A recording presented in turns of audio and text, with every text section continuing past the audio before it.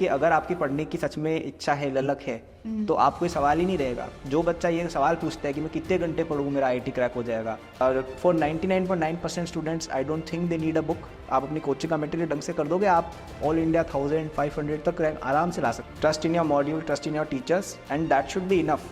हज़ारों लोग, लाखों लोग अब तक ये सिस्टम फॉलो करके रैंक निकाल रहे हैं, तो आप क्यों कुछ स्पेशल करना चाह रहे हो? When you came back after giving your exam, आपको कितने लेवल तक ये पता चल गया था कि शायद आपके सारे क्वेश्चंस ठीक हैं?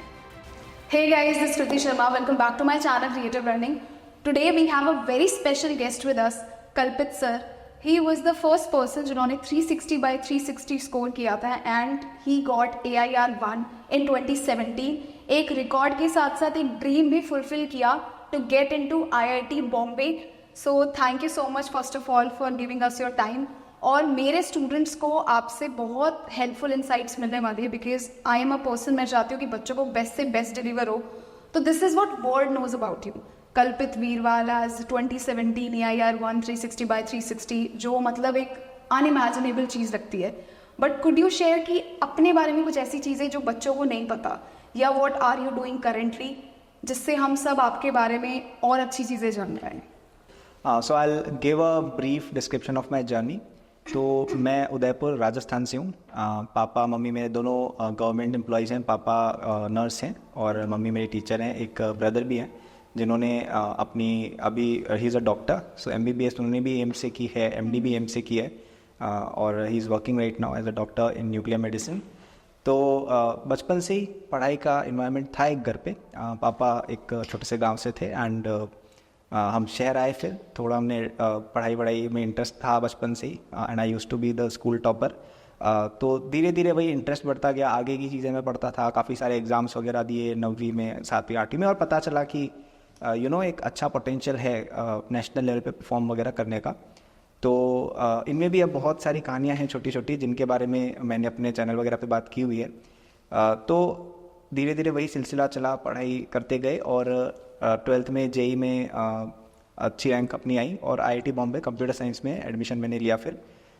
तो वहाँ पे मेरी डिग्री 4 साल की थी, बट मैंने 3.5 साल में ही कंप्लीट कर ली थी वो डिग्री, क्योंकि मेरा जो कोर्स वर्क था वो पहले ही हो गया था, तो वहाँ पे ऐसा ऑप्शन होता है। तो सेकेंड ईयर तक आते आते मैंने अपना यूट्यूब पे शुरू कर दिया था, और मैंने अपनी फर्स्ट जो कंपनी है एकेडबूस्ट नाम करके, जो एजुकेशनल प्लेटफॉर्म है, तो वहाँ पे हमारे कोर्सेज भी रहते हैं और वहाँ पे फ्री कंटेंट भी रहता है। तो JEE के लिए हमारे वहाँ पे फ्री नोट्स वगैरह भी रहते हैं, जिसमें पूरा JEE का आपको 11th 12th का शॉर्ट नोट्स वगैरह तीनों सब्जेक्ट का मिल जाता है। अच्छा, इट्स फॉर फ्री? या ये नोट्स पूरी तरह से फ्री हैं। तो I think you will have the app in the description, you can check it.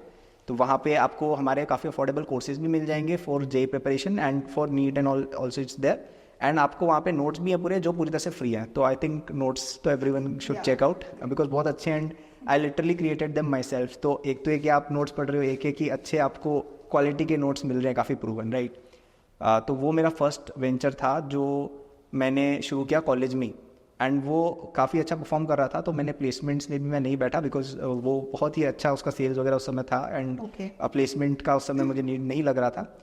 तो मैंने फिर फुल टाइम एंटरप्रेन्योरशिप ही परस्यू किया, एंड मैंने अपनी डिग्री भी जल्दी कंप्लीट कर ली ताकि मैं इस पर पूरा अपन फोकस कर। फिर इस पर स्केलिंग अपन ने चालू की, और फिर 2022 एंड ऑनवर्ड्स अपन और सेक्टर्स में घुसे।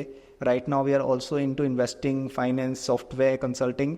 तो ये सब करके हमारी कंपनी में 4-5 रेवेन्यू सोर्सेज है। Educational company is also part of it, और अभी इसी पे फोकस है अपना कि हम इसको कैसे एक बड़ा ग्रोथ कर सके और इंडिया और इंटरनेशनल लेवल पर कैसे मैक्सिमम इम्पैक्ट कर पाए। ओके, सो मोस्टली यही मेरा करंट काम रहता है। Great great. सो एक चीज़ होती है, लाइक हर एक स्टूडेंट से जो भी IITian बनना चाहता है उसका आई थिंक पहला ड्रीम है to get into IIT Bombay, और उसका एक बहुत मेजर फैसिनेशन ये होता है कि जितने भी स्टूडेंट्स IITian बनते हैं ना, दे आर इन्फ्लुएंस्ड और इंस्पायर्ड बाय जर्नी जो एक IITian लीड करता है। जिस लेवल का इनकम सोर्स वो बनाता है, जिस लेवल की कंपनीज के साथ या जिस लेवल की नेटवर्किंग के साथ वो उठता बैठता है। तो how was your experience IIT Bombay का?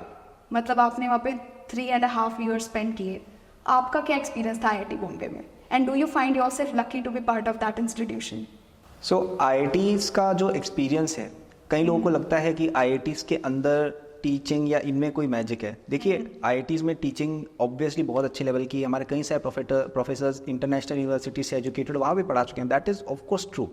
लेकिन उससे कहीं ज़्यादा इंपॉर्टेंट जो चीज़ आपको मिलती है आईआईटी से, वो है एक आपका पीयर ग्रुप, और दूसरा जो आपका एलुमनाई नेटवर्क है, वो आई थिंक सबसे इंपॉर्टेंट चीज़ है। क्योंकि एक तो है कि आप किसी नॉर्मल कॉलेज में तो आपके साथ सब तरह के स्टूडेंट्स देखिए होते हैं, ठीक है, कोई पढ़ने में इंटरेस्टेड है, कोई नहीं भी है ना। लेकिन आईआईटी में जो बच्चे जा रहे हैं उसमें जो लास्ट वाला बच्चा होगा वो भी जेईई एडवांस में 2000-2500 रैंक लेके आया है, जो आईआईटी बॉम्बे में पढ़ रहा है, ठीक है। तो वहाँ पे हर एक बच्चा इंटेलेक्चुअली बहुत स्मार्ट होता है, क्योंकि सबने जेईई एडवांस तो क्रैक किया ही है ना, भले ही कैसे भी किया हो, they are all smart people. तो वहाँ पे आपका पीयर ग्रुप काफ़ी टैलेंटेड होता है, ठीक है। So if you are someone who is interested in technology, और आपको कुछ साइंस में ऐसा कुछ अच्छा करना है, आपको इंजीनियरिंग में, वहाँ पे बहुत आपको एक अच्छा पीयर ग्रुप मिल जाता है, ओके। साथ ही में आपके एलुमनाई है। अब एलुमनाई, अब फॉर एग्जांपल मैं एक आईआईटीज़ के एंटरप्रेन्योर्स के ग्रुप में हूँ, ठीक है।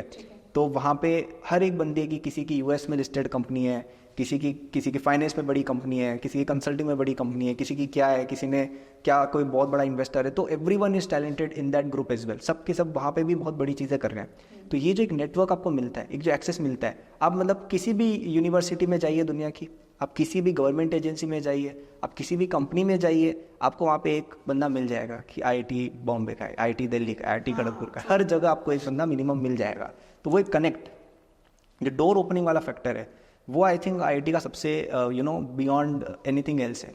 एंड ये चीज़ें मुझे कैंपस में पता नहीं चली थी। जब मैं आईआईटी बॉम्बे में था तो मेरा देखो स्टार्टिंग से मन था कि यार मैं अपना कुछ बिजनेस ही करना चाहता हूँ। आप अगर मेरे यूट्यूब पे इंटरव्यूज़ देखेंगे ना, जब जेईई का मेरा रिजल्ट आया था, तो आप सर्च करिएगा कल्पित तिरवाल इंटरव्यू करके, तो आई थिंक एनडीटीवी का कोई इंटरव्यू था शायद, उसमें उन्होंने मुझसे पूछा था कि आप कौन सी कंपनी में काम करना चाहोगे। तो मैंने उसमें बोला कि मैं अपनी खुद की कंपनी स्टार्ट करना चाहूँगा। तो मेरा था पहले से ही कि खुद का कुछ करना है। तो मुझे ऐसा लगता था यार कि यार आईआईटी में यूजुअली जब मैं गया था तब वहाँ पे सब लोगों का केवल पढ़ाई और ग्रेड्स और प्लेसमेंट, इन पे ही ज़्यादा फोकस था। Of course I am not saying कि that's a bad thing, but मेरा पर्सनल प्रेफरेंस वो नहीं था। तो मुझे पहले इनिशियली लगता था यार आईआईटी में तो सब यही लोग यही काम कर रहे हैं। लेकिन अगर आप थोड़ा आगे चल के देखेंगे, आप 5 साल बाद 10 साल बाद ग्रेजुएट्स को देखेंगे आईआईटी के, तो आप देखेंगे सब लोग अलग अलग सेक्टर्स में बहुत कुछ अचीव कर चुके हैं। स्टार्टिंग में ऑफ कोर्स सब लोग एक जॉब से शुरू करते हैं मोस्टली, क्योंकि ज़्यादातर लोग आईआईटीज़ में काफ़ी मिडिल क्लास और सिंपल फैमिली से आते हैं, तो उनके लिए इतना रिस्क टेकिंग पॉसिबल नहीं भी होता है ना।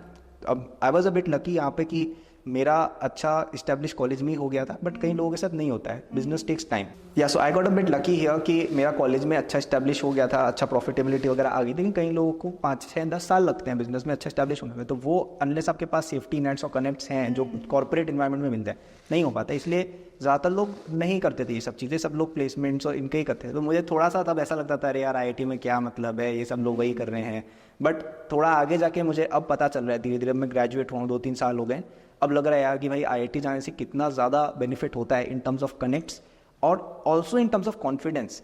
क्योंकि देखिए एक आईआईटी जाने से ना कोई कॉन्फिडेंस मिलता है। जैसे जब आप अपने छोटे शहर में थे या कोटा में थे या ऐसी कहीं जगह पे थे, तो वहाँ पे आपको कौन आपसे कम्पीट कर रहा था? आप अपने नेबर से खुद को कंपेयर कर रहे थे। कोई छोटा मोटा कोई बच्चा हो गया, वो आपको चिढ़ा रहा है, उससे कम्पीट कर, छोटी मोटी चीज़ों में आप कहीं ना कहीं मिंगल्ड हैं। जबकि आप जब वहाँ पे जाते हैं तो आपको हर हफ्ते कभी कोई बॉलीवुड सेलिब्रिटी आ रहा है फेस्ट में, कभी कोई बहुत बड़ा टेक्नोक्रेट आ रहा है, कभी कोई मिनिस्टर आ रहा है, तो आपको ना फिर आपकी विजन बहुत एक्सपेंड होती है। ये एक बहुत बड़ा कॉन्फिडेंस वाला जो फैक्टर है। इवन जैसे मैं भी जब पहले था तो मैं भी अपने आप को एक छोटे लेवल पर ही कम्पीट करता था। अब मैं ऐसे सोचता हूँ यार कि अपनी अच्छा एक बार अपन रैंक 1 ला चुके हैं, तो अब हमें नेटवर्थ में भी रैंक 1 होना है, इंडिया में बिजनेस में भी रैंक 1 होना है। तो ये भी एक सोच रहती है। और अब मैं जैसे देखता हूँ मेरे आईआईटी के जो ये सीनियर्स वगैरह है, एलुमनाई वगैरह हैं, कोई क्या कर रहा है, फिर क्या कर रहा है, तो उनसे लगता है यार कि भाई अपन को भी एक समय इस लेवल पर पहुँचना है। तो वो एक कॉन्फिडेंस, वो एक विजन, वो एक नेटवर्क जो आईआईटी से मिलता है, आई थिंक वो सबसे प्रेशियस चीज़ है आईआईटी में जाने की। सो मैंने खुद भी पर्सनली बहुत बच्चे देखे हैं, और आईआईटी का एलुमनाई नेटवर्क इतना वाइड है। इफ यू सी कोई भी इंस्टीट्यूशन है उसमें कोई ना कोई आईआईटीएन या आईआईएम से बैठा ही बैठा है। डेफिनेटली जितना मैंने एक्सपीरियंस किया है, कोई मेजर एडटेक है, कोई भी मेजर कंपनीज है, let's not just talk about edtech, उसके अलावा भी आईआईएम और आईआईटी के बच्चे हर जगह होते हैं। And you are privileged in this sense. अब फॉर एग्जाम्पल एक आईआईटी ड्रीम को अचीव करने के लिए कुछ एक्शंस भी होते हैं। So when did you start preparing for JEE? आपको जब लगा कि नहीं भाई मुझे वो लाइफ लीड करनी है, I also want to get in to IIT Bombay, और दैट टू विद रैंक 1, और उसमें भी you made a record, you made a history by scoring 360 out of 360. मतलब क्या मोटिवेशन था and how did you do that and when did you start preparing for your JEE? तो सबसे पहले एक चीज़ आपको समझनी होगी कि कोई भी व्यक्ति जब किसी फील्ड में अच्छा परफॉर्म करता है वो कभी भी ऐसे सोच के नहीं घुसता है कि मेरे को तो ये चीज़ एग्जैक्टली अचीव करनी है. It's just a result of कि आप किसी चीज़ में बेस्ट प्रैक्टिस करते गए, you kept on becoming better and you achieve that thing. तो मेरे साथ भी मोस्टली वैसे ही था. तो पढ़ने का तो मुझे बचपन से ही शौक था, मैं कुछ ना कुछ पढ़ता रहता था. लाइक मैं अपने बड़े ब्रदर की बुक्स कई बार ऐसे ही उठा के पढ़ लेता था. तो कई बार समझ में नहीं भी आता था, कई बार आता था. तो ऐसे धीरे धीरे करते, जैसे मुझे याद है मैं जब 7th में था तब मैंने एक बार 9th की बुक उठाई थी, और वो काइनेमेटिक्स वगैरह नहीं होता है, V=U+80, तो वो मैंने पढ़ा. तो मेरे को समझ में आया, मैं सोचा हाँ यार सही है, V=U+80 होना चाहिए, बिल्कुल सही बात है, कुछ इसमें स्पेशल तो है नहीं. तो कई बार ना अपन अपनी लिमिटेशंस में बंधे होते हैं कि अब ये किसने कहा है कि 8वीं की किताब में जो है वो 8वीं का बच्चा ही पढ़ सकता है, 9वीं में जो है वो किसने कहा है, वो किसी व्यक्ति ने बस जो किताब डिजाइन करा तो उसने कहा है. ऐसे कोई लिमिटेशन ह्यूमन ब्रेन में थोड़ी है. तो मैंने उस समय ऐसे ही पढ़नी चालू कर दी, समझ में आया.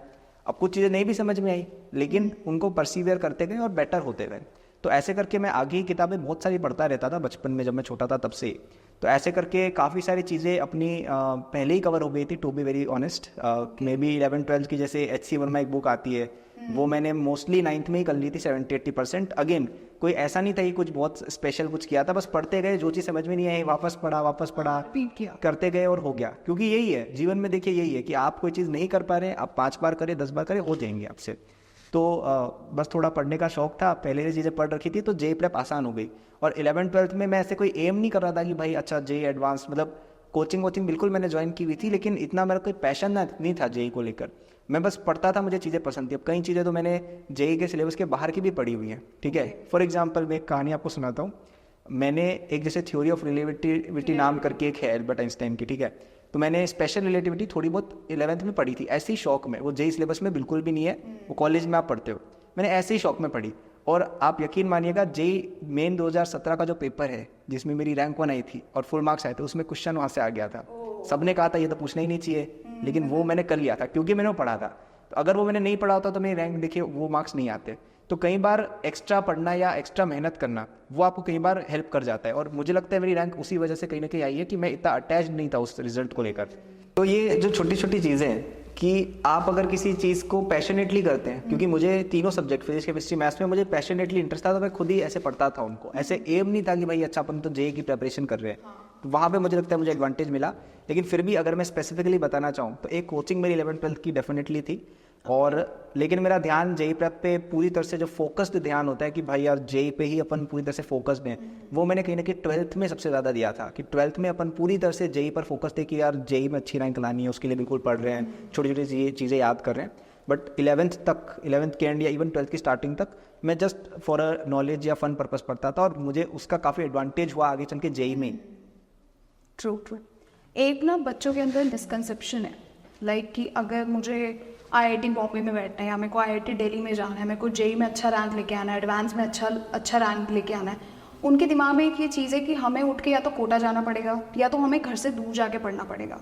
उनको ऐसा लगता है कि वो अपने कंफर्ट जोन में रह करके पढ़ नहीं सकते. ये बहुत चीज़ें तरीके दिमाग में आते हैं. ऑनलाइन कोचिंग भी कर ले, ऑफलाइन कोचिंग भी कर ले, या हमें तो बस जाना ही पड़ेगा कोटा, उसके बिना हम क्रैक ही नहीं कर सकते एग्जाम. ऐसा परसेप्शन बच्चे के दिमाग में बिल्ड हो गया है. और समवेयर मुझे लगता है कि वो उसको एक एक्सक्यूज़ की तरह यूज़ करता है अपने पेपर को ना निकालने के लिए. फॉर इंस्टेंस अगर एक बच्चा कोटा नहीं गया और उसका पेपर नहीं निकला, तो वो उसको एज एन एक्सक्यूज़ यूज़ करता है अपने पेरेंट्स के आगे, because I was not there in Kota, I was not able to crack my exam. So आपका जो ये जेई जर्नी है, ये कहाँ पे आपने, where did you prepare for your JEE Mains, ताकि बच्चों को भी पता चल सके इस चीज़ के बारे में. तो मैंने अपनी जेई प्रिपरेशन उदयपुर से ही की थी. कोटा में गया था केवल, मेरा जब सिलेक्शन हो गया उसके बाद रिजल्ट का सेलिब्रेशन होता है, उसके लिए मैं गया था कोटा. बाकी कोटा में हमने पढ़ाई बिल्कुल भी नहीं की है. उदयपुर से ही मैंने पढ़ाई की. हालांकि कोचिंग थी एक प्रॉपर, और कोचिंग मुझे लगता है सबको ज्वाइन करनी चाहिए. Offline coaching is the best way. मेरा खुद का ऑनलाइन प्लेटफॉर्म है, लेकिन मैं कहता हूँ offline coaching is always the best. Online can be a supplement for it.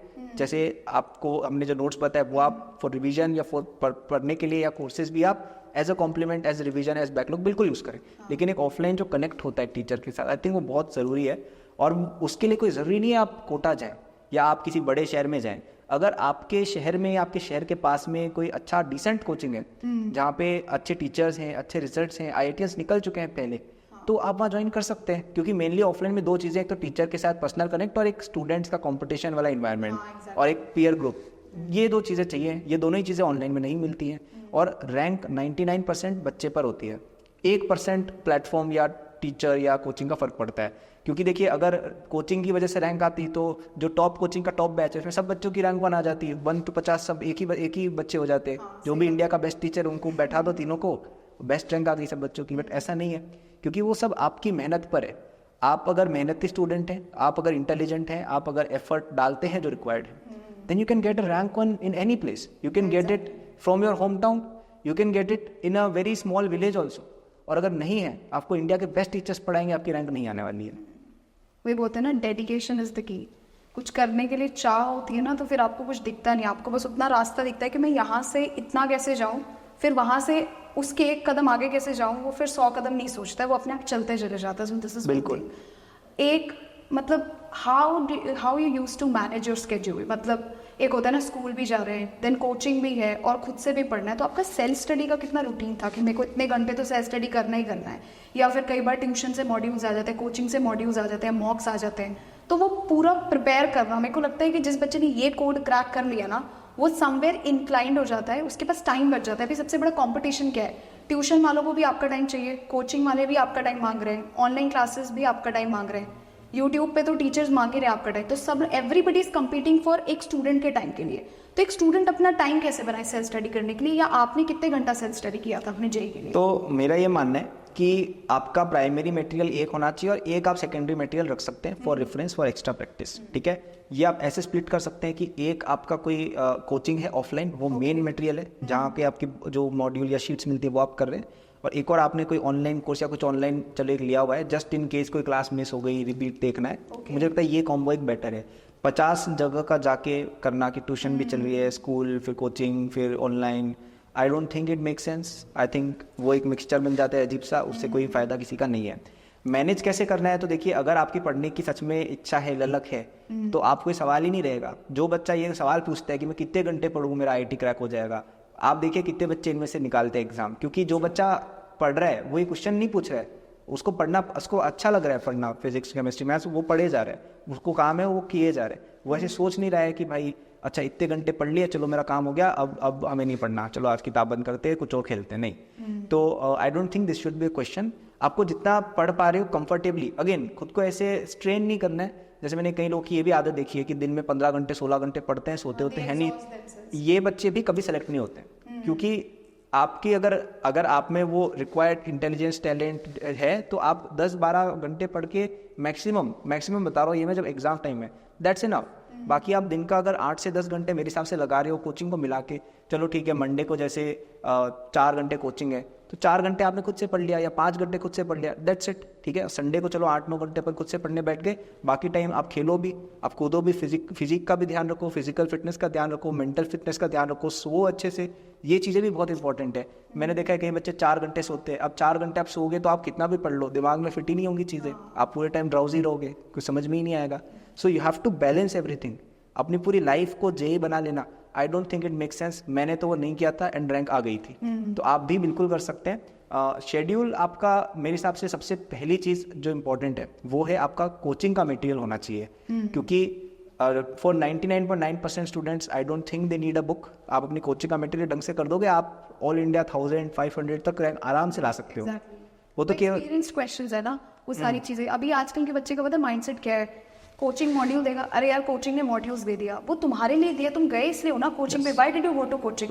आप कोचिंग गए, आपको मॉड्यूल्स मिले, और जब बच्चे को मॉड्यूल्स मिलते हैं ना, मैं मेजरली देखती हूँ बच्चे का माइंडसेट है, यार मुझे कोचिंग वाले ने मॉड्यूल्स दे दिया, तो भाई तुम क्या करने गए हो कोचिंग में जब तुम्हें मॉड्यूल्स जेन्युइनली सॉल्व नहीं करने हैं? तो ये भी एक रीजन है कि वो बस ट्यूशन, उसको कोचिंग का एक फैसिनेशन चाहिए, इन्वायरमेंट चाहिए, लेकिन कोचिंग जो गाइड कर रहा है वो उसको करना नहीं है, उसे छोड़ के वो अलग अलग 200 गाइडेंस लेने को तैयार है। बट एक होता है ना, वो ट्रस्ट होता है एक बहुत बड़ा। अगर आप किसी को ट्रस्ट करोगे ना आंख बंद करके, तो वो एक भरोसा ही आपको कहीं से कहीं ले जाता है। तो वही एक अच्छा पॉइंट आपने मुझे बताया। यस, तो just trust your system whatever it is, trust in your module, trust in your teachers, and that should be enough. हज़ारों लोग, लाखों लोग अब तक ये सिस्टम फॉलो करके रैंक निकाल रहे हैं, तो आप क्यों कुछ स्पेशल करना चाह रहे हो? बुक्स वगैरह या ऑनलाइन वगैरह ये सब है फॉर रेफरेंस, कि आपको समझ में नहीं आया तो चलो यहाँ से पढ़ लिया, या सब कुछ आ गया समझ में, सब कुछ कर लिया, फिर एक्स्ट्रा प्रैक्टिस के लिए आप बिल्कुल एडवांस बुक्स लगा सकते हैं। I think that's the purpose of books. It's not कि आप उसको मेन बना लिया और अपना जो मेन कोचिंग है उसको आप साइड कर लें। या एक छोटा सा क्वेश्चन है, जैसे कई बच्चों के अंदर ना ये हसल होता है कि मैं कौन सी बुक पढूं। आपके हिसाब से मतलब एक बच्चा अगर जेई के लिए प्रिपेयर कर रहा है तो of course you have already told us कि भाई आपको कोचिंग मॉड्यूल्स ही फॉलो करना है, बट इन केस अगर किसी बच्चे को कोई बुक चाहिए या रेफरेंस लेना भी है तो वो कौन कौन सी बुक्स ले सकता है, या क्या बुक्स आपने अपने टाइम में रेफर करी हो? ठीक है, तो पर्सनली मैंने कई सारी बुक्स ऐसी रेफ़र की थी जो जेई के लिए रिलेवेंट नहीं है, फॉरेन ऑथर्स वगैरह की बुक्स हैं। तो उनका तो मैं नाम नहीं लूँगा क्योंकि बच्चे बहुत कंफ्यूज हो जाते हैं। कई बच्चे ये समझते हैं मैं उनको वो रिकमेंड कर रहा हूँ बुक, वो मैंने सॉल्व की थी फॉर एक्स्ट्रा प्रैक्टिस या एक्स्ट्रा, चलो सब कुछ हो गया, आउट ऑफ पैशन या सब कुछ हो गया तो चलो एक क्वेश्चन एक्स्ट्रा निकालना है, जैसे वो रिलेटिविटी वाला क्वेश्चन है, हाँ वो सब आपको मिलेगा, लेकिन 99% मार्क्स उन सब के बिना भी हो सकते हैं, तो इसलिए वो बुक्स का मैं मेंशन नहीं करूँगा। लेकिन उन पर भी मैंने अपने चैनल पर वीडियो डाल रखी है, अगर कोई फिर भी देखना चाहता हो आप सर्च कर लेना, कल्पेश तीरवाल बुक्स ऐसे करके यूट्यूब पर आपको मिल जाएगा। लेकिन अगर मैं जेई के लिए रिलेवेंट बुक्स की बात करूँ तो सबसे पहली बुक्स जो मैं रिकमेंड करता हूँ, पहली तो है आपकी 11th-12th की एनसीईआरटी और आपका कोचिंग का ही मॉड्यूल, क्योंकि ये सब, और लोग पता है यही दोनों नहीं करते हैं। एनसीईआरटी को तो बच्चे ऐसे देखते हैं कि अच्छा ये तो है ही नहीं कुछ, ये तो कुछ है ही नहीं। एनसीईआरटी आप देखिए हर टॉपर रिकमेंड करते हैं एनसीईआरटी, कोई कारण से करता है ना। अब यहाँ पे भी लोग ये समझते हैं कि हम उनको डिस्ट्रैक्ट कर रहे हैं, कि हम नहीं चाहते वो टॉपर बन जाए, भाई कोई ना कोई तो टॉप करेगा ना हर साल, तो मेरे को क्या मिल जाएगा आपको उल्टा बोल के, राइट। सो एनसीईआरटी पढ़ो, उससे कॉन्सेप्चुअल क्लैरिटी होती है और कई सारे सवाल एनसीईआरटी से आते हैं, या तो डायरेक्टली या इनडायरेक्टली। उसके बाद I think HC Verma is a really good book for physics. वो जेई के लिए नहीं बनी है, बट वो 95% जेई से बिल्कुल मैच वाली बुक है, ठीक है। उसमें बहुत अच्छे एग्जाम्पल्स हैं, क्वेश्चंस भी बहुत अच्छे हैं, और वो ऐसी बुक है जो अगर किसी को फिजिक्स समझ में नहीं आ रही है, आप उसको डेडिकेटेड पढ़ना चालू करो, आपको समझ में आने लग जाएगी। और एडवांस्ड के लिए आई रोडो is a good book for physics, थोड़ी हार्ड है, बट अगर आप एडवांस में बहुत ही अच्छी रैंक लाना चाहते हैं, मतलब आपको टॉप 100 फिनिश चाहिए, मेरे हिसाब से आपको डेफिनेटली आई रोडो सॉल्व करनी चाहिए। इसके अलावा ओलंपियाड्स के पेपर्स हो गए, इंडियन नेशनल केमिस्ट्री और फिजिक्स ओलंपियाड के paper, you have already given that exam, या वो भी एग्जाम्स, हाँ वो एग्जाम्स मैंने 11th में ही कंप्लीट कर लिए थे वो एग्जाम्स। तो ये जो पेपर्स हैं ये एडवांस से भी थोड़ा हार्ड रहते हैं, तो वो आपको काफ़ी हेल्प करेंगे। और इसके अलावा मैथ्स में एक बुक आती है ए दास गुप्ता, वो भी काफ़ी हार्ड बुक है, फॉर जेई एडवांस लेवल वो रहेगी। मैंने मेनली ये बुक्स की थी जेई के लिए। केमिस्ट्री में there is a book called Solomons, जो MS चौहान सर के साथ आई थिंक कोलैब में एक बुक है सोलोमॉन्स नाम करके, वो भी एक अच्छी बुक है। इनऑर्गेनिक में there is this book called J D Lee, but थोड़ी सी एक्सेसिव है, मुझे नहीं लगता वो जेई के लिए उतने रिलेवेंट है, बट कोई बच्चा चाहे कर सकता है। एक पी बहादुर नाम करके एक बुक आती है for practice of physical chemistry, वो आप एक कर सकते हैं। और मेनली यही बुक्स हैं।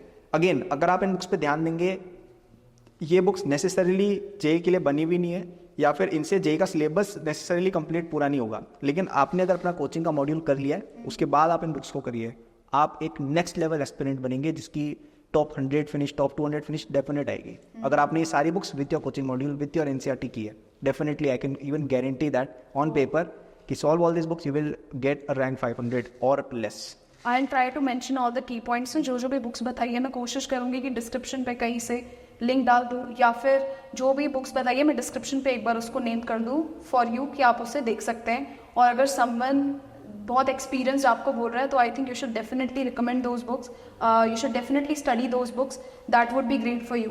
एक चीज़ मेरे को पूछनी है कि बच्चों को सब्जेक्ट वाइज भी बहुत प्रॉब्लम होती है। फॉर इंस्टेंस किसी का फिजिक्स स्ट्रॉन्ग है, केमिस्ट्री वीक है, मैथ्स स्ट्रॉन्ग है या मैथ्स खराब है, केमिस्ट्री है, तो इस केस में एक सब्जेक्ट वाइज स्ट्रैटेजी बच्चा क्या फॉलो कर सकता है? तो सबसे पहली चीज़ मैथमेटिक्स की अगर मैं बात करूँ, मैथमेटिक्स में मुझे लगता है बच्चे स्ट्रगल करते हैं प्रैक्टिस के मामले में। कई बच्चे फॉर्मूला समझ लेते हैं, प्रूफ समझ लेते हैं किसी चीज़ का, उनको लगता है मैं आ गई, लेकिन जेई में क्या होगा, आपको बहुत ट्रिकी क्वेश्चन कई बार आएगा एडवांस में, जो आप तभी कर पाएंगे जब आपने इनफ प्रैक्टिस किए ऑफ हार्ड क्वेश्चंस। ऐसा भी नहीं कि सिंपल क्वेश्चन चलो एनसीईआरटी पे बना ली हो गया, नहीं, वो एक स्टार्ट है। Module is also just a start.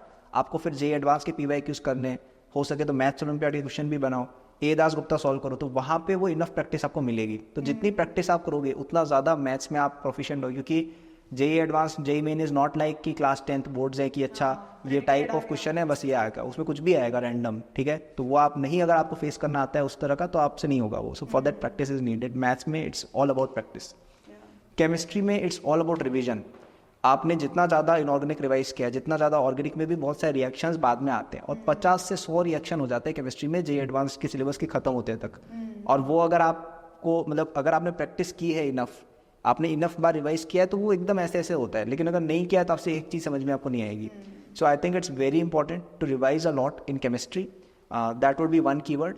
And physics में अगर हम बात करें, फिजिक्स में आई थिंक हर चीज़ की अंडरस्टैंडिंग एक फंडामेंटल लेवल पर होना बहुत इंपॉर्टेंट है। अगर आपको जैसे मैकेनिक्स में कई बच्चे अटकते हैं 11th में, तो वो क्यों अटकते हैं? क्योंकि उन्होंने उसका एक फॉर्मूला या मैथ्स की तरह देख लिया है। आपको उस चीज़ को विजुअलाइज करना है कि अच्छा रोलिंग हो रही है, क्यों हो रही है, यहाँ पे हमने क्यों इस तरीके से यहाँ पे फ्रिक्शन वगैरह क्यों कंसिडर किया या नहीं किया है, या क्यों यहाँ पे ये चीज़ अज्यूम की जा रही है, क्यों नहीं की जा रही है, क्यों यहाँ पे ये वाला कंजर्वेशन लॉ लगेगा, क्यों नहीं लगेगा। ये छोटी छोटी चीज़ें हैं, ये आप कॉन्सेप्चुअली अगर समझ गए तो फिजिक्स आसानी है। लोग समझते नहीं, लोग उसको एज अ मैथ्स लेते हैं, वहाँ पे आई थिंक लोग स्ट्रगल करते हैं। सो इसीलिए जो मैंने HC वर्मा बुक सजेस्ट की है वो इसीलिए सबसे ज़्यादा यूज़फुल है, क्योंकि उसमें बिल्कुल as at a fundamental level चीज़ें समझाई गई है।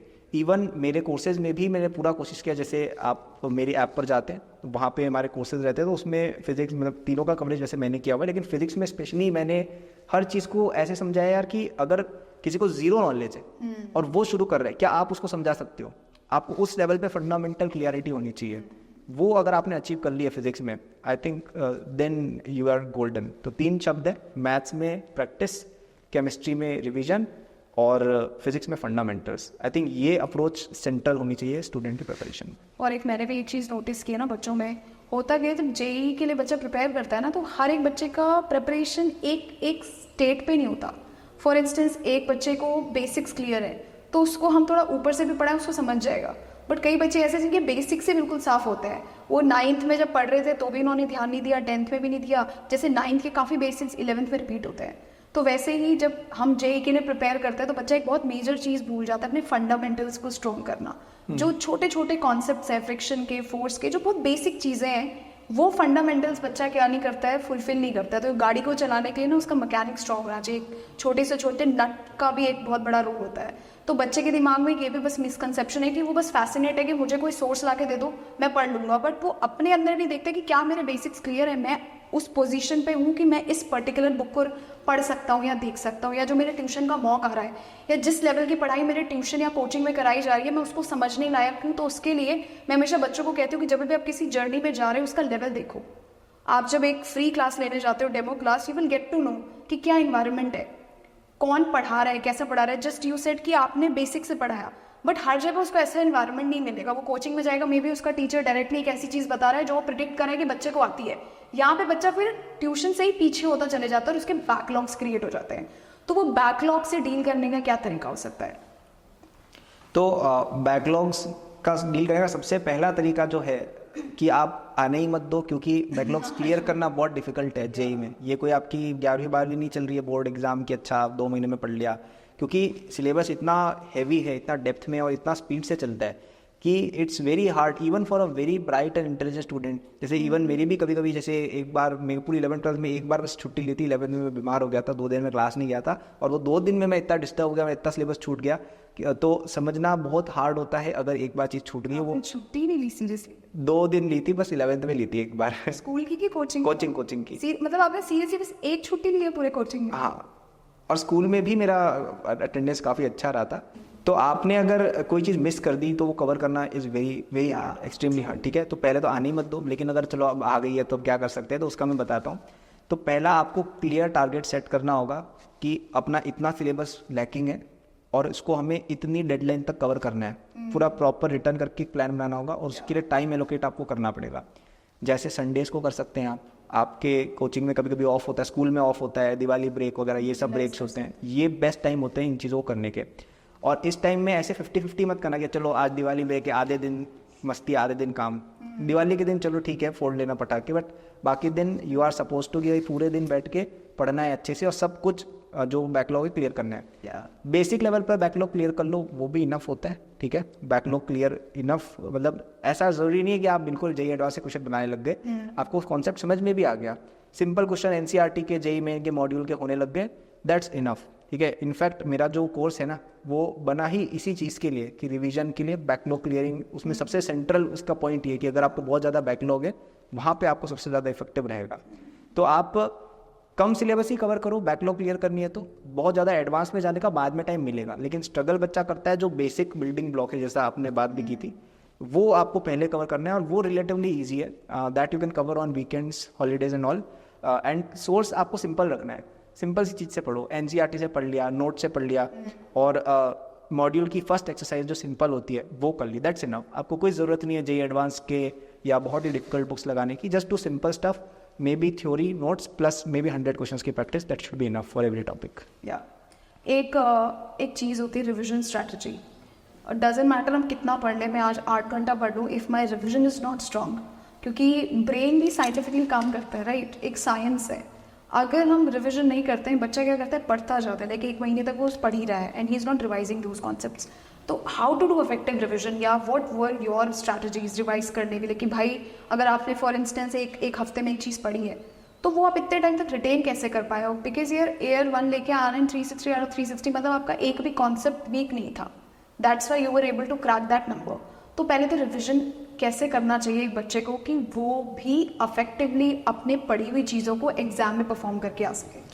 तो देखिए, मेरे हिसाब से आप सारे जेईई टॉपर्स का अगर एक सर्वे करेंगे कि सबसे इम्पोर्टेंट चीज़ क्या रही उनकी प्रिपरेशन में, वो मेनली रिवीजन का ही नाम लेंगे, क्योंकि सारी चीज़ों में देखिए कॉन्सेप्ट्स, अगर एक डिसेंटली डिसिप्लिन्ड बच्चा है, इंटेलिजेंट है, मेहनती है, वो कॉन्सेप्ट सारे समझ जाएगा। कोई बहुत हार्ड चीज़ नहीं है, टीचर्स धीरे धीरे 1-1 महीना 2-2 महीना लेके पढ़ाते हैं, कोई बहुत हार्ड चीज़ है नहीं। लेकिन प्रॉब्लम क्या होती है कि ये कॉन्सेप्ट्स, चलो 11th में आपने समझ लिया फर्स्ट चैप्टर, वेरी गुड, उसके बाद 50 चैप्टर और है 11th में, फिर 12th में और है, फिर सब कुछ वापस से पढ़ना है, उसके बीच में बोर्ड एग्जाम्स होंगे, जेईई मेन के लिए अलग पढ़ना है, एडवांस के लिए फिर वापस पढ़ना है। यहाँ पे बच्चा फंसता है। और यहाँ पे अगर आपका रिवीजन स्ट्रॉन्ग नहीं है, आपने अगर नहीं किए चीज़ें कई बार, तो नहीं होगा। जैसे अभी मैंने रिसेंटली कल परसों में ही शायद एक वीडियो डाली थी, उसमें मैंने बोला था 11th के बच्चों के लिए थी वो, 26 एस्पिरेंट्स के लिए, मैंने उसमें बोला था कि एक मैं सूत्र बता रहा हूँ, ये जिस बच्चे ने किया उसकी IIT सिलेक्शन गारंटीड। मैंने उसको बोला कि आपने अपनी जो भी मटेरियल है, अगर वो आपने 11th 12th में 5 बार बना लिया, देन यू आर डन, ठीक है। 5 बार मतलब यूँ नहीं कि बार बार सारे क्वेश्चन करने हैं, फर्स्ट टाइम में सारे करें, उसमें जो आपको हार्ड या अच्छे या आपको ऐसा लगे कि यार इससे कुछ सीखा है या ये वापस से देखना है क्वेश्चन, ऐसे 20 to 30% क्वेश्चन आप स्टार कर लीजिए। अगली बार आप उनको ही करेंगे, अच्छा नेक्स्ट थर्ड टाइम में और कम करेंगे, क्योंकि तब आपके लिए और चीज़ें आसान बन गई होंगी। तो ऐसे अगर आपने 5 बार कर लिया है, 5 बार आपने हर एक टॉपिक मिनिमम, अब जो बहुत टॉपर्स होते हैं, मैं तो पता नहीं 10-15 बार किया होगा, लेकिन हाँ मतलब बहुत बार रिवीजन बेसिकली करना है कि एक टॉपिक जैसे 11th का एक बार तो जब टीचर पढ़ा रहे तब हो गया, एक बार 11th में ही वापस से पढ़ लो किसी टेस्ट वगैरह के तहत, फिर 12th में एक बार और रिवाइज करना है, फिर जेईई मेन से पहले एक बार और आप पूरा सिलेबस रिवाइज करेंगे, फिर जेईई एडवांस से पहले एक बार और करेंगे। तो ऐसे जितनी बार आप नोट्स को गो थ्रू करेंगे, ठीक है। और ऐसा नहीं है कि आपको पूरा स्टार्टिंग से you have to reinvent the wheel, you can just read your notes again, you can maybe solve the star mark questions again, that's enough. You don't have to watch the lectures again, you don't have to do everything again. ये मेरी revision strategy रहती थी और मैं यही recommend करूँगा। एक last question मेरा आपसे है, जब आप एग्जाम देने गए, जब आपने क्वेश्चन पेपर देखा, first of all what was your reaction? दूसरा, when you came back after giving your exam, आपको कितने लेवल तक ये पता चल गया था कि शायद आपके सारे क्वेश्चंस ठीक हैं, yeah what was your feeling that time when you came after giving your exam? Okay, so काफ़ी इंटरेस्टिंग इसकी स्टोरी है, और मेरे लिए पर्सनली काफ़ी इंस्पायरिंग रहती है। मैं आज भी अगर मुझे कोई दुविधा होती है, मैं उस दिन को याद करता हूँ कि यार एक ऐसा दिन भी अपन ने बिताया हुआ है, क्योंकि वो दिन उतना अच्छा भी नहीं गया था जितना आप लोगों को लगता है। तो देखिए हुआ क्या था कि मैं जब कोचिंग में गया था, सॉरी मेरे एग्जाम सेंटर पे मैं गया था, I think BN college Udaipur में मेरा सेंटर था। अच्छा, ओके। तो वहाँ पे मेरे टीचर्स वगैरह भी आए हुए थे, कोचिंग के बाहर खड़े हुए थे। तो उन्होंने तब बोला कि कल पे अच्छा ही करोगे, चिंता मत करो, कुछ आज अच्छा ही होगा। और मेरे एक सर ने फोटो भी ली मेरी साथ में, हालांकि मेरे पास अब वो फोटो है नहीं, पता नहीं कहाँ चलेगी। उन्होंने फोटो भी ली कि आज चलो कुछ बढ़िया होगा, ठीक है। तो मैं गया एग्जाम देने। तो एग्जाम मैंने दिया तो फिजिक्स केमिस्ट्री तो जैसी आती है वैसी थी, मैथ मुझे थोड़ी पर्सनली लगी कि हार्डर आई थी, ठीक है। और उस समय ना 90 क्वेश्चन होते थे, अभी तो आई थिंक कम हो गए, और नेगेटिव भी सब में रहती थी, ठीक है। तो क्वेश्चंस मैंने धीरे धीरे करने चालू किए। अब हुआ क्या कि क्वेश्चंस मैं बहुत स्लो कर रहा था, क्योंकि ना मेरे को गलत नहीं करना था कोई क्वेश्चन, क्योंकि नेगेटिव मार्क होते बहुत गलत लगता है। तो मैं बहुत स्लो क्वेश्चन कर रहा था और बहुत कॉशियसली चल रहा था मैं। तो धीरे धीरे करता गया और आधा पेपर का टाइम हुआ 1.5 घंटा। मैंने देखा यार मैं तो 30 क्वेश्चन ही अटेम्प्ट किए, 60 क्वेश्चन बचे हुए हैं, ठीक है। मतलब क्वेश्चन मैंने देख लिए थे, लेकिन मैंने अटेम्प्ट कम किए थे, जबकि यूजली 1.5 घंटे तक मैं 60 क्वेश्चन कर लेता हूँ मैं कोचिंग के टेस्ट में। तो मैंने सोचा यार अब तो नंबर नहीं आएंगे, जबकि मेरे कोचिंग वाले सब एक्सपेक्ट कर रहे थे कि कल पे यार 320 330 तो आराम से ले आएगा 360 में से। मुझे एक्सपेक्टेशन वो लेवल की थी, ठीक है। और मेरे को तो लग रहा था यार 300 भी शायद नहीं आएंगे। हाँ I know 300 out of 360 is a very good score, but from what my expectations were it was low. तो मेरे को तो बहुत बुरा लगा। फिर मैंने 1 मिनट के लिए अपना पेन रख दिया और मैंने अपनी आइज़ क्लोज की और मैंने अपने सारे चीज़ें जो मैंने अब तक की थी, क्योंकि उससे पहले भी मैं ऐसी सिचुएशंस में था जब मतलब ऐसा नहीं था कि मैं इंडिया टॉपर एकदम से बन गया। उससे पहले भी जैसे फॉर एग्जांपल जब मैं छोटा था तो मैं स्कूल के अंदर ही मैं अच्छा मतलब मेरे को उदयपुर की कोचिंग में ही मैं इतना अच्छा नहीं कर पाता था जब मैं 9th वगैरह में था।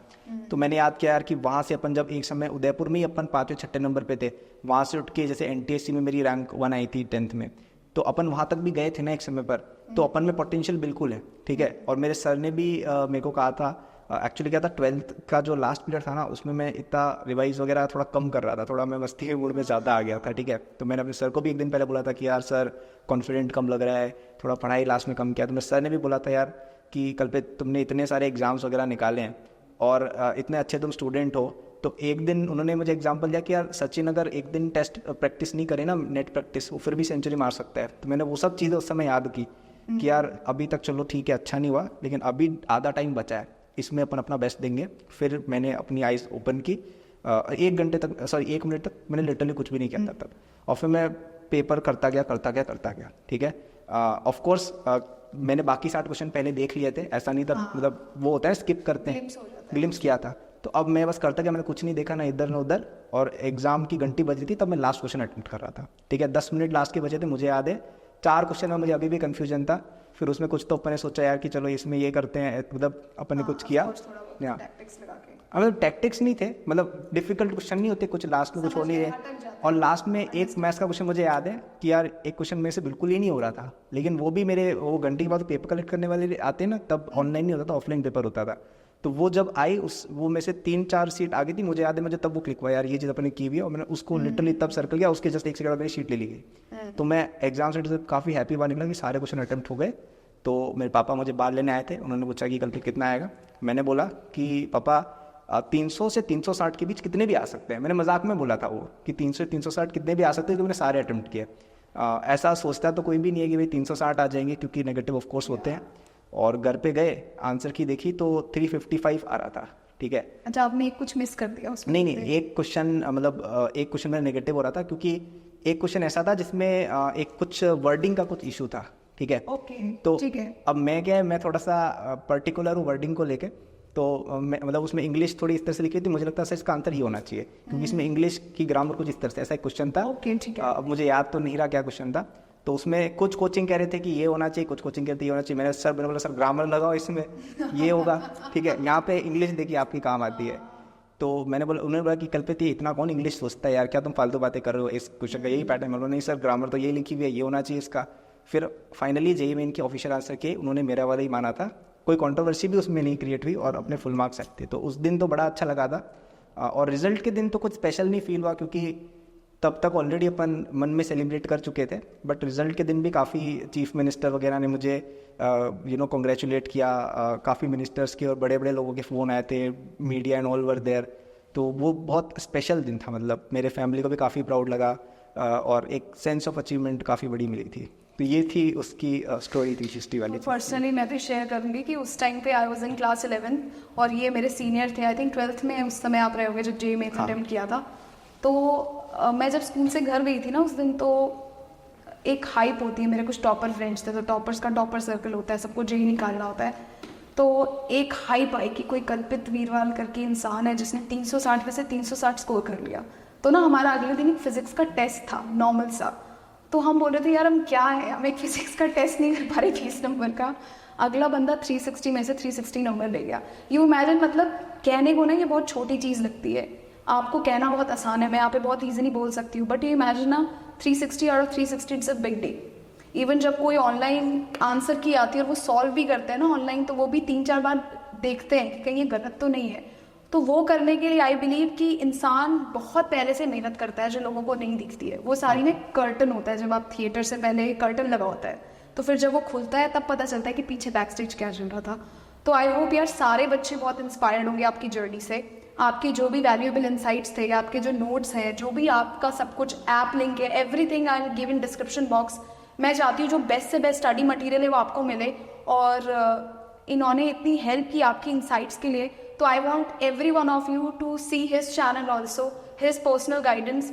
मैं चाहती हूँ कि अगर कोई मुझसे बेस्ट है किसी चीज़ में, if someone is best, epitome of that particular sector, I definitely want you people to take guidance from him. आपको लिंक मैं इसमें डिस्क्रिप्शन पे चैनल का दे दूंगी और टाइटल में भी मेंशन कर दूंगी, तो प्लीज़ आप जाके सब्सक्राइब कर सकते हैं। And thank you so much for giving this interview today, and hopefully will meet again. जब कोई बच्चा रैंक लेके आएगा तो डेफिनेटली मिलेंगे। बिल्कुल। Thank you so much, thank you.